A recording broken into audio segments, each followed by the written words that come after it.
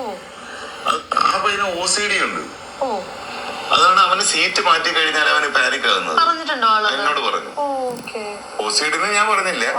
ഞാൻ നിങ്ങൾക്ക് ഡിസോർഡർ എന്ന് ചോദിച്ചപ്പോ എന്റെ അടുത്ത് ചോദിച്ചു, നിങ്ങൾക്കല്ലേ ഇപ്പൊ ഡിസോർഡർ? ഞാൻ പറഞ്ഞു എനിക്കും ഡിസോർഡർ ഉണ്ട്. നിന്റെ ഓർഡർ എനിക്ക് ഡിസോർഡർ. എന്തൊരു കന്നന്തിരിവൊക്കെയാണ് സാബു അണ്ണാ, തരികിട സാബു അണ്ണാ ഈ പറയുന്നത്. നിങ്ങൾ ആഗ്രഹിക്കുന്ന പോലെ ഒരു വ്യക്തി പ്രവർത്തിച്ചില്ലെങ്കിലോ, നിങ്ങൾ ആഗ്രഹിക്കുന്ന കണക്ക് ഒരു വ്യക്തി പറഞ്ഞില്ലെങ്കിലോ, അയാൾ അസുഖക്കാരനാണ്, അയാൾക്ക് മാനസിക പ്രശ്നമാണെന്ന് പറയുന്നത് എവിടുത്തെ എന്താ പറയുക വിവരമാണ് അണ്ണാ? ഇത് മറ്റാരുമല്ല. നമ്മളീ പറഞ്ഞു വരുന്നത് ആരെക്കുറിച്ചാണെന്ന് വെച്ചാലേ, നമ്മുടെ അനീഷ് ചേട്ടനെ കുറിച്ചിട്ട് ഒരു ഇൻ്റർവ്യൂ വീണ്ടും ഇങ്ങനെ ഇൻ്റർവ്യൂസ് ഇങ്ങനെ കൊടുത്തുകൊണ്ട് നടക്കുവാണല്ലോ ആരുമില്ല, തരികിട സാബു. ഈ സാബു പറഞ്ഞതാണ് നമ്മുടെ അനീഷിന് OCD ആണ്, ഒബ്സസീവ് കമ്പൾസീവ് ഡിസോർഡർ എന്ന് പറയുന്ന അസുഖമുണ്ടോ എന്നാണ് പറയുന്നത്.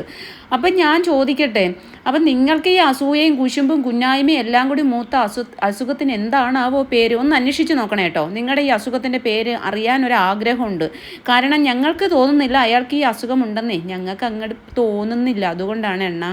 അപ്പം അണ്ണൻ ഈ കന്നന്തിരിവുകളൊക്കെ പറയുമ്പോഴേ അണ്ണൻ ഒന്ന് ആലോചിക്കുക. അണ്ണൻ ഇതിനേക്കാട്ടി വലിയ റോസ്റ്റിംഗ് ഒക്കെ കിട്ടും കേട്ടോ.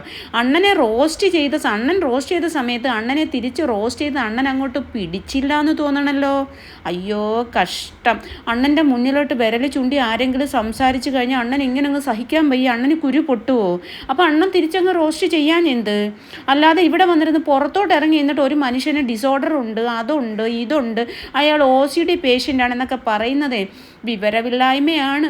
ഇതിന് പറയുന്ന പേരും വേറെയാണ്, ഇതിന് പ്രവൃത്തി ആൾക്കാരുടെ കയ്യിൽ നിന്നൊന്നും കിട്ടാതെ സൂക്ഷിച്ചാലും നല്ലതാണ് കേട്ടോ. കാരണം ഒരാൾ അകത്തിരുന്ന് അയാളുടെ കളികൾ കളിക്കുകയാണ്, അയാളൊരു റിയാലിറ്റി ഗെയിമിൽ പങ്കെടുത്തോണ്ടിരിക്കുകയാണ്. പുറത്തോട്ട് ഇറങ്ങി പറഞ്ഞാലേ ഇന്ന് നിയമമൊക്കെ ഉണ്ടെന്ന് അറിയാമല്ലോ അല്ലേ? നിയമമൊക്കെ പഠിച്ചതാണെന്നുള്ള എനിക്കൊന്ന് പഠിച്ച് കംപ്ലീറ്റ് ആയില്ലെന്ന് തോന്നുന്നല്ലേ?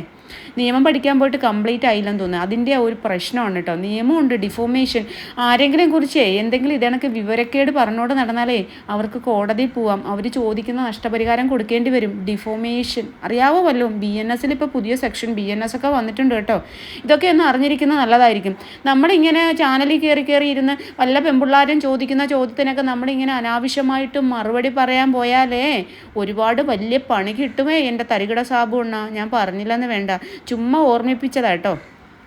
അപ്പം നമുക്ക് ഈ OCD എന്താണെന്ന് നോക്കിയാലോ, ഒബ്സസീവ് കമ്പൾസീവ് ഡിസോർഡർ എന്ന് പറഞ്ഞാൽ ഒരു വലിയ വാക്കാന്ന്. ചില ആൾക്കാർക്ക്, പാവപ്പെട്ട സാധാരണക്കാർക്ക് തന്നെ ചിലപ്പം സാധാരണക്കാരെന്ന് ഉദ്ദേശിക്കുന്ന വിവരമില്ലാത്തവരല്ല, സാധാരണക്കാരൻ നമ്മളെയും കാട്ടി വിവരമുള്ളവർ. പക്ഷേ ഇത്രയും വലിയ വാക്കൊന്നും ചിലപ്പോൾ അവർക്ക് മനസ്സിലാവില്ല. അപ്പോൾ അവർക്ക് വേണ്ടിയിട്ട് പറയുകയാണ്, അനാവശ്യ ചിന്തകളും ഭയങ്ങളും ഉള്ള വ്യക്തികൾക്ക് ഉണ്ടാവുന്ന അസുഖമാണ് കേട്ടോ. അങ്ങനെയുള്ള വ്യക്തികളെക്കാണ് ഒബ്സസീവ് കമ്പൾസീവ് ഡിസോർഡർ ഉള്ള വ്യക്തികളെന്ന് പറയുക. അപ്പോൾ സംശയ രോഗമുള്ളവർക്ക്, അപ്പം ആരെങ്കിലും ഒരു സംശയം പ്രകടിപ്പിച്ചു കഴിഞ്ഞാൽ അവർ സംശയരോഗിയാവും. അവരെന്തെങ്കിലും ഇപ്പം ഇതിന് കാരണമുണ്ടല്ലോ. ഇതിൻ്റെ കാരണം ഈ തരികിട സാബ് പറയുന്നത് എന്താണെന്നറിയാമോ? അയാളുടെ സീറ്റ്, അനീഷ് എന്ന് പറയുന്ന അയാളെ സീറ്റ് മാറിയിരിക്കാനായിട്ട് അയാൾക്ക് പാനിക്കാവുന്ന, സീറ്റ് മാറിയിരുന്നപ്പോൾ അയാൾക്ക് പാനിക്കാവുന്നെന്ന്. അയാൾ അതൊന്നും അല്ല ചേട്ടാ ചോദിച്ചത്, സാബു ചേട്ടാ ചോദിച്ചത് 60 ദിവസവും ഒരു സ്ഥലത്ത് അയാൾ ഇരുന്നു. അപ്പോഴൊന്നും ആർക്കും വയ്യായിരുന്നു, ചാരി ഇരിക്കാൻ എല്ലാവർക്കും ചാരി ഇരിക്കണമായിരുന്നു. അയാൾ പ്രത്യേകമായിട്ട് ഒരു സാധനം, ചാരി ഇരിക്കാൻ പറ്റാത്ത സ്റ്റൂള് പോലുള്ളൊരു സാധനം കൊണ്ടിട്ടാണ് അവിടെ ഇരുന്നത്. അപ്പോഴൊന്നും ആർക്കും ഇരിക്കണ്ടായിരുന്നു. പക്ഷേ പുറത്തുനിന്ന് ആൾക്കാർ, അല്ലെങ്കിൽ പുറത്തുനിന്നൊക്കെ ക്ലൂ ഒക്കെ കിട്ടിക്കഴിഞ്ഞപ്പോഴത്തേക്ക് അവിടെ ആൾക്കാർക്ക് ഇരുന്നോളാൻ വയ്യ. അല്ലെങ്കിൽ എന്താ പറയണേ, ഈ ഒരു ആശംസ ഉണ്ടല്ലോ, ആൾക്കാരെ ആശംസയൊക്കെ പറഞ്ഞു കഴിഞ്ഞപ്പോഴത്തേക്ക് അവർക്ക് അവിടെ ഇരുന്നോളാൻ വയ്യ. അല്ലെങ്കിൽ വൈൽഡ് കാർഡ് വന്നു കഴിഞ്ഞപ്പോഴത്തേക്ക് എന്തൊക്കെയോ ചെറിയ സൂചനകൾ കിട്ടി. പിന്നീട് അങ്ങോട്ട് എങ്ങനെയാണ് അനീഷിനെ അങ്ങ് തകർക്കാൻ പറ്റുന്നതെന്ന് വിചാരിച്ചിട്ട് അവിടെ നമ്മുടെ ലെസ്ബിയൻ ഗേൾസ് കയറിയിരുന്നു. അപ്പം പറഞ്ഞ് ഇങ്ങനെ ഇവിടെ ഇരിക്കണ്ട, ഞാനിവിടെ ഇരുന്ന സ്ഥലമില്ല, നിങ്ങൾ എന്താണ് ഇങ്ങനെ ഇരിക്കുന്നത്, അത് ഇരുന്നെന്ന് പറഞ്ഞിട്ട് ഒരു കാര്യമില്ല എന്ന് പറഞ്ഞ്, ഇതെൻ്റെ സീറ്റാണ്, നിങ്ങൾക്കാർക്കും നടുവേദനയാണ്, ബാക്ക് പെയിൻ വരും, അല്ലാതെ ചരിഞ്ഞിരുന്നാൽ പറ്റത്തില്ല, എന്താ പറയുന്നത്, ചാരി തന്നെ കിടക്കണം എന്ന് പറഞ്ഞിട്ടല്ലേ ഞാൻ ഇതെടുത്തോണ്ട് വെച്ചേ. അപ്പോൾ പിന്നെ എനിക്കിരിക്കാനുള്ള സ്ഥലമല്ലേ അത്, നിങ്ങൾ എന്തിനാണ് അവിടെ ഇരിക്കുന്നതെന്ന് ചോദിച്ചു. ഒരു പ്രാവശ്യം ചോദിക്കേണ്ടതിന് 5 പ്രാവശ്യം ചോദിച്ചു. അത് ഞങ്ങളുടെ സ്റ്റൈലാണപ്പാ, നിങ്ങളെന്തിനാ ഇത്രയും കൂടുതൽ കുരു പൊട്ടുന്നേ, നിങ്ങളിങ്ങനെ അസൂയപ്പെട്ടിട്ട് കാര്യമുണ്ടോ? അല്ലെങ്കിൽ കോമണറായിട്ട് വന്ന് എനിക്ക് അപ്പം കൊണ്ടുപോയാൽ നിങ്ങൾ എന്താവും എന്ന് വിചാരിച്ചിട്ടാണ് വേണ്ടിയിട്ടാണോ ഇങ്ങനെ കുരു പൊട്ടി ഒലിക്കുകയാണല്ലോ.